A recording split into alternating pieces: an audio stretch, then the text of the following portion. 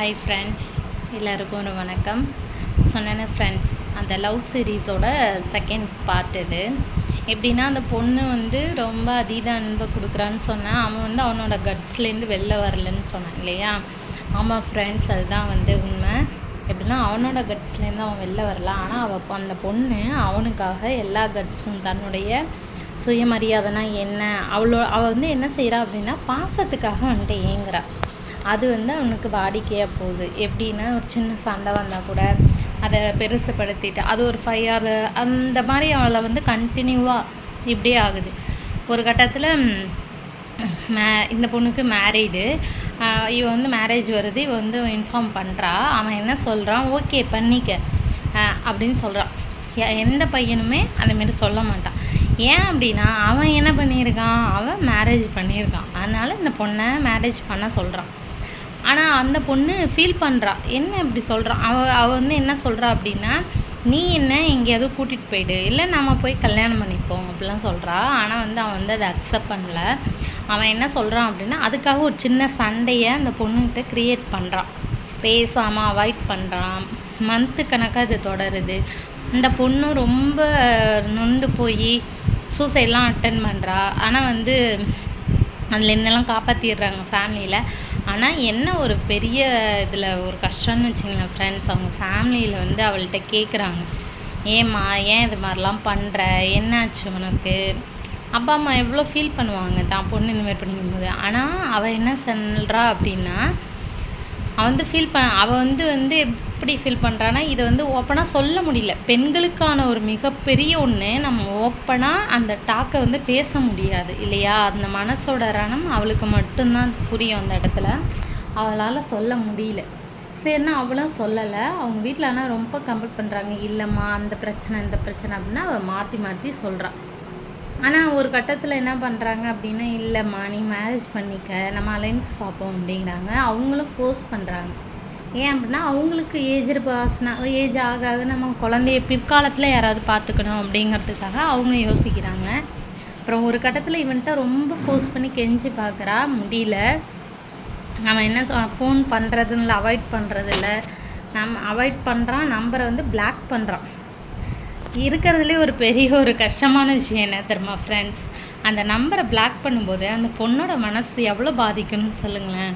அவள் வந்து மெசேஜ் பண்ணுறா ஃப்ரெண்ட்ஸ் அவனுக்கு எப்படின்னா, இதுமாதிரி நான் சூசைட் அட்டன் பண்ண போகிறேன், நீ என்னை மேரேஜ் பண்ணிக்க அப்படின்னு சொல்லி அவனுக்கு பண்ண. ஆனால் அந்த மெசேஜே அவனுக்கு போகலை. அவன் என்ன பண்ணியிருக்கான் அப்படின்னா, சென்ட் ஆகிருக்கும். அவன் ஃபோனை பிளாக் பண்ணிட்டான், வாட்ஸ்அப்பை பிளாக் பண்ணிட்டான், மெசேஜும் பிளாக் பண்ணிட்டான். இது எவ்வளோ பெரிய ஒரு சுச்சுவேஷன், பாவம் இல்லை? செகண்ட் அதுக்கப்புறம் ஒரு தேர்டு பார்ட்டாக இதை போடலான்னு நினைக்கிறேன் ஃப்ரெண்ட்ஸ்.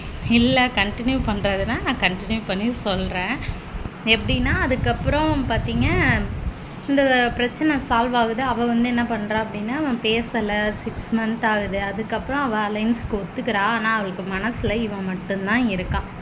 ஆனால் அந்த பொண்ணோட கஷ்டம் அவள் வந்து சொல்ல முடியல. பசங்க வந்து ஃப்ரெண்ட்ஸ் எப்படின்னா, ஒரு கட்டத்தில் மாறிடுவாங்க ஃப்ரெண்ட்ஸ். எப்படியும் ஒரு சேஞ்சஸ் வரும் அவங்களுக்கு. என்ன, பொண்ணை பார்க்கும்போது நம்ம லவ் பண்ண பொண்ணு அப்படின்னு நினைப்பாங்க. ஆனால் பொண்ணுங்களுக்கு அப்படி கிடையாது இல்லையா? லைஃப் வந்து எப்படின்னா, மனசில் ஃபஸ்ட்டு வந்த அந்த ஒரு இது வந்து அவங்களுக்கு மாறவே மாறாது. அதனால் வந்து அந்த பொண்ணு என்ன பண்ணுறா அப்படின்னாக்கா, மனசில் இவனோட நினப்போடையே கல்யாணம் பண்ணிக்கிறா. ஆனால் அவளோட வாழ்க்கையில் அவள் வந்து நிம்மதியாக இல்லை. நிம்மதியாக இல்லாதப்ப என்ன பண்ணுறாங்க அப்படின்னா, அவள் வந்து திரும்ப இவன் வந்து கண்டினியூ பண்ணுறான். மேரேஜெலாம் முடிஞ்சு கால் பண்ணுறான். கால் பண்ணி 2 பேரும் அந்த ஏன் பேசலை அப்படின்னு அந்த சண்டை வருது. ஆனால் திரும்ப அவன் வந்து இவ கூட வந்து ரீக்கப் ஆகுறான். திரும்ப ரீக்கப் ஆகி திரும்ப பேச ஆரம்பிக்கிறாங்க. இந்த இடத்துல தான் 2 பேரும் அவன் மிஸ்டேக் பண்ணானோ இல்லையா, அந்த பொண்ணு மிஸ்டேக் பண்ணுறான். ஏன்னா அவனோட ஹஸ்பண்ட் வந்து கொஞ்சம் வெளிப்படையாக பேசாதவர். அப்படிங்கிறப்ப அவள் வந்து, ஏன்னா இவளுக்கு மனசுக்குள்ளே இவன் தான் இருக்காங்கனால இவளும் ஓப்பனாக அவர்கிட்ட பேசலை. அப்போ 2 பேரும் என்ன பண்ணுறாங்க அப்படின்னாக்கா, இவங்க 2 பேரும் மிங்கிளாகி பேச ஆரம்பிக்கிறாங்க திரும்பவும். ஆனால் இந்த பிரச்சனையில் என்ன ஒரு பெரிய விஷயம்னா, அந்த பொண்ணு அந்த இடத்துல தான் சரியான முடிவை தேர்ந்தெடுத்துருக்கணும். ஏன்னா நம்மளுடைய ஆபத்தான கட்டத்தில் அவன் என்ன, நான் நிற்கலையே நீ அத்தனை மெசேஜ் பண்ணல, எடுக்கலல்ல, திரும்ப எப்படி போய் நம்ம அட்டன் பண்ணலாம், திரும்ப எப்படி போய் பேசலாம் அப்படிங்கிறது அந்த பொண்ணு கண்டிப்பாக யோசிச்சுருந்துருக்கணும்.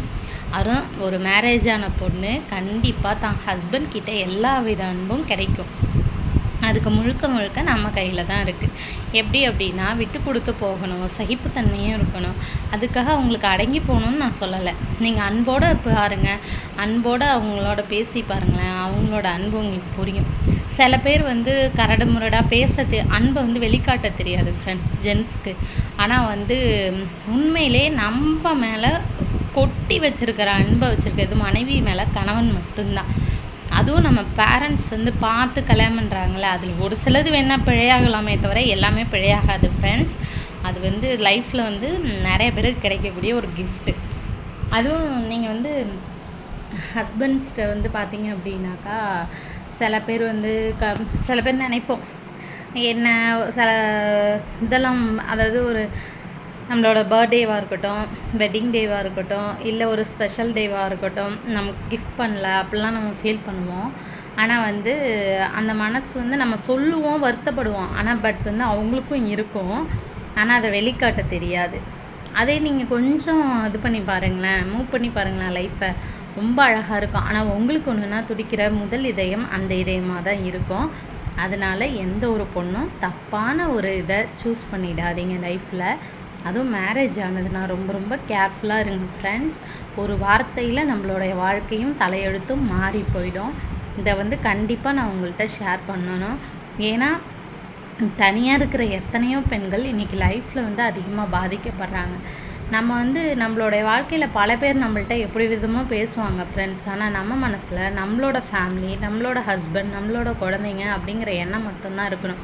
உலகம் உன்னை எப்படி வேணாலும் ஏமாற்ற பார்க்கும். ஆனால் நம்ம தான் ஏமாறாமல் அதுலேருந்து தப்பிச்சுக்கணும். இது தப்பாக சரியான்னு எனக்கு தெரியலை. ஆனால் எனக்கு தெரிஞ்ச எல்லாத்தையும் சொல்லியிருக்கேன். இதுக்கடுத்து நெக்ஸ்ட் சீரீஸ் அடுத்த பார்ட்டில் தரேன் ஃப்ரெண்ட்ஸ். இந்த பொண்ணுக்கு என்னாச்சு, அந்த பொண்ணோட லைஃப்பில் என்னாச்சு அப்படிங்கிறதையும் சொல்கிறேன். ஆனால் வந்து இதில் மோஸ்ட்லி பாதிக்கப்பட்டது யாருங்கிறத நீங்கள் தான் எண்டில் எனக்கு சொல்லணும். Bye friends.